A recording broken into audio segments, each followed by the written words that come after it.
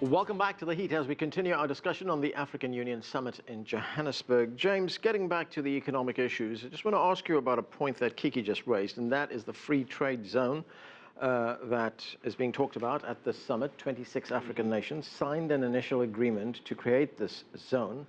What would it do? How far are we away from an African common market? I mean, what we're hearing is that this kind of agreement is going to create long-term growth. It's going to generate investment and it's going to create jobs. Do you see it that way too? I would say politically it's a good idea to come up with a free trade zone like the one that was signed last week. But of course the challenge, as I mentioned earlier, is a scenario where you meet to make resolutions without a budget to back it up. So I think if we can explore further the element of the free trade zone and ask ourselves as Africans, and what kind of goods are Africans going to trade within this free trade zone? Because you'll notice that the setup is in investing in creating a free trade zone, but there's little investment to actually get Africans to be producers, to take advantage of this free trade zone. And that's why my concern is that, as Africa Union meets, and we know Africa is wealthy in natural resources and in human resource, one would have expected a focus on how to tap into what we have in order to have a bargaining power with the rest of the global markets. But just creating a free trade zone for its own sake is not really going to transform the continent as one would wish to see the continent transformed.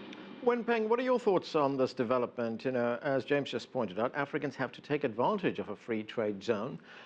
China has seen rapid growth. Can Africa emulate that? Well, I think this is great news. This biggest free trade zone has been now inked right before this AU summit. I think that was wonderful things. But of course, it takes time to be approved by all those relevant countries, their parliament.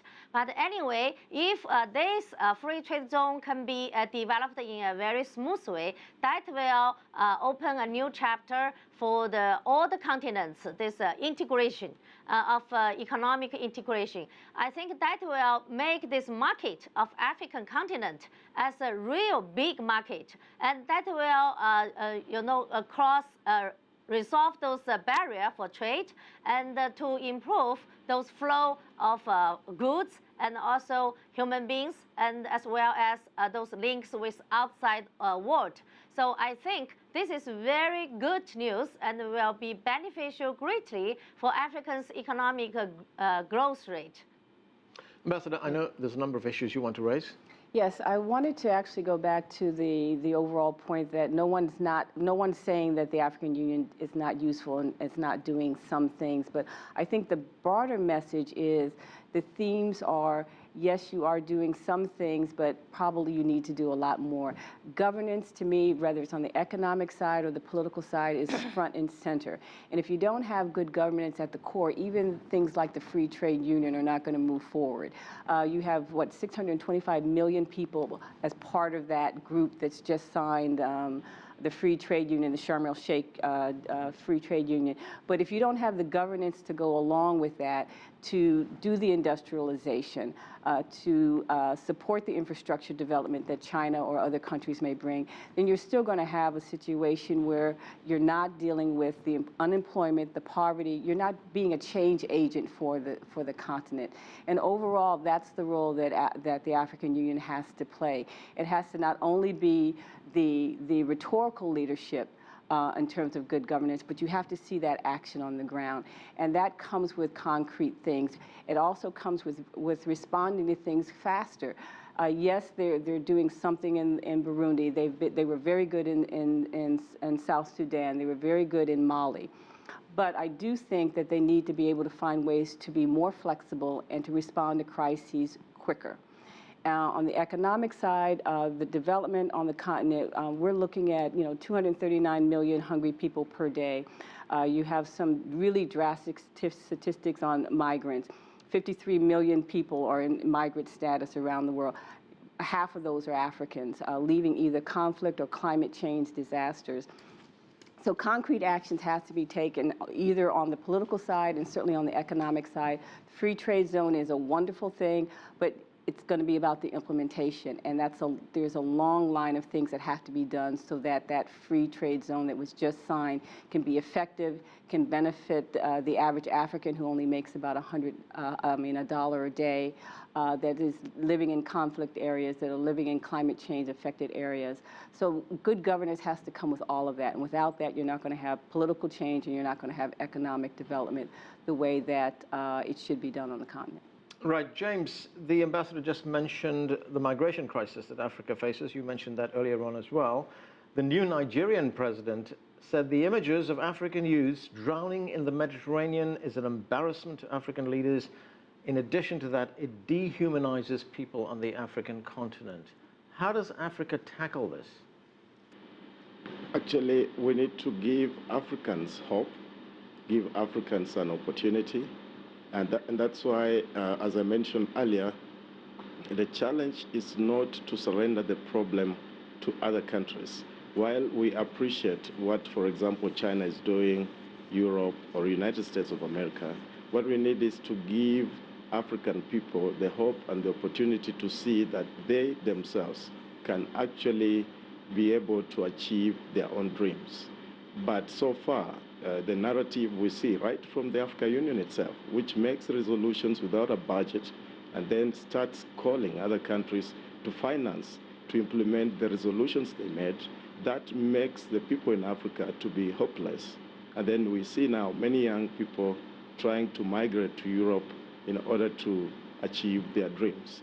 So it's a challenge that needs really, for us here in Africa and for our leaders in Africa, to rethink how they discuss the challenges that face the continent and even how they make those very resolutions.